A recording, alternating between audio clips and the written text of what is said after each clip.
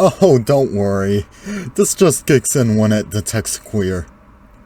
And if you're not queer, it's probably me setting it off. What sends a chill down your spine during a gaming session? Well, yeah, horror game jump scares, but besides that, there's the error screen. Yeah, these are just to say that something went wrong and a thing that can have a whole bunch of things going wrong ready to rear their heads, but the way they present themselves so suddenly, even a screen telling you that no emotes are connected, could make a young me start bawling louder than a fire alarm. I'll start with simple incompatible game screens.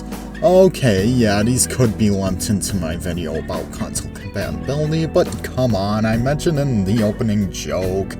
It would have felt awkward mentioning again in that one. The Game Boy Color had something kinda special with its error screens, as unlike other systems that could simply tell you on the home menu that the game's incompatible, each GBC exclusive game has unique errors if you load them into a regular Game Boy, or like I said in my compatibility video, a GBA for games like Pocket Music. I like the Duke Nukem one where the part of the GBA logo is just used for the word color, like, this game can only be played on Game Boy Color! Arcade cabinets can be very fragile due to how chaotic the players can handle the machine, and a lot of cabinets have interesting error messages from when something happens. For example, Sega Sonic Popcorn Shop is a game where you order popcorn to be made, and then you can play a series of minigames with Crank as the popcorn cooks.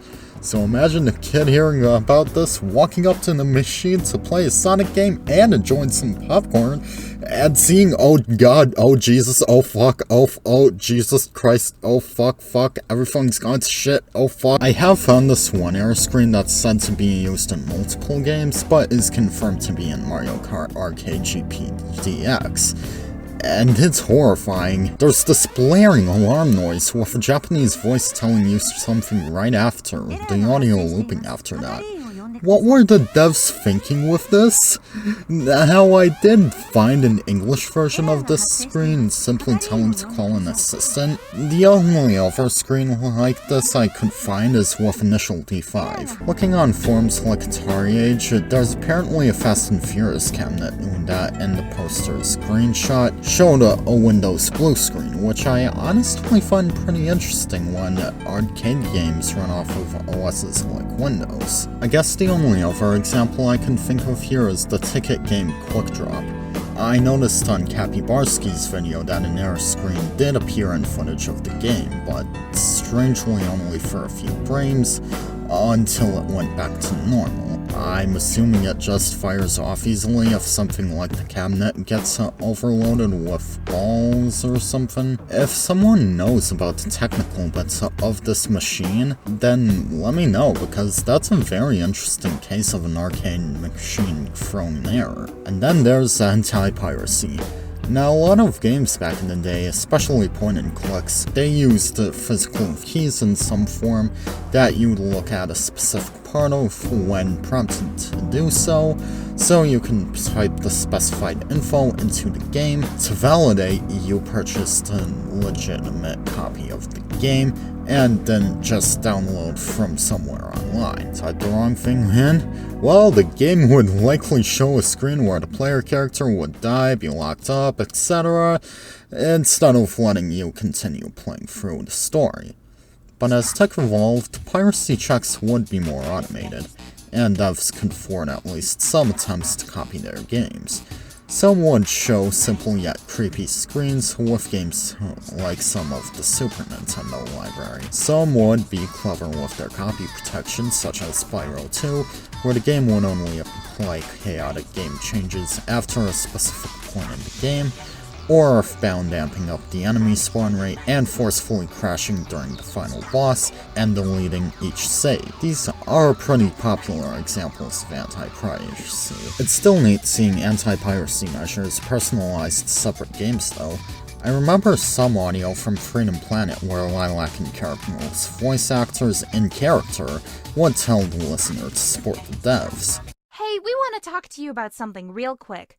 Torque's radar says that this game might have been pirated. Yarr, matey. But it's okay, you're not in trouble. In fact, we're going to let you continue playing the game without restricting any of its features. What? How are we gonna make enough money for the next game? Well, it's up to them.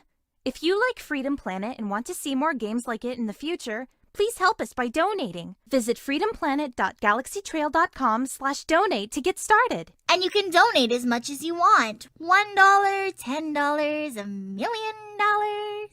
Carol. Well, anyway, we're not going to bother you about it anymore for this save file. Just think about it. Your purchase matters. And as always, thanks for playing. This went unused though, since Galaxy Trail couldn't find a way to implement any piracy checks into the game. There were a lot of DS anti-piracy measures, since, that's where flashcards blew up in popularity.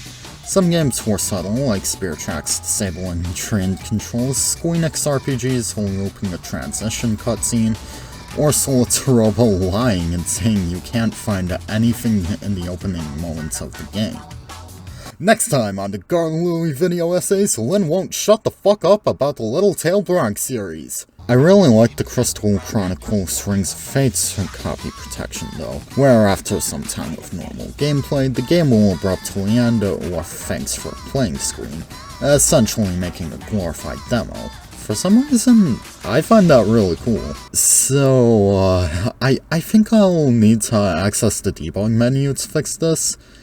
Okay, let me just input the code here. Yeah, I think I took something before making this menu. And then I probably talked to my IRS agent about Phoenix Games after.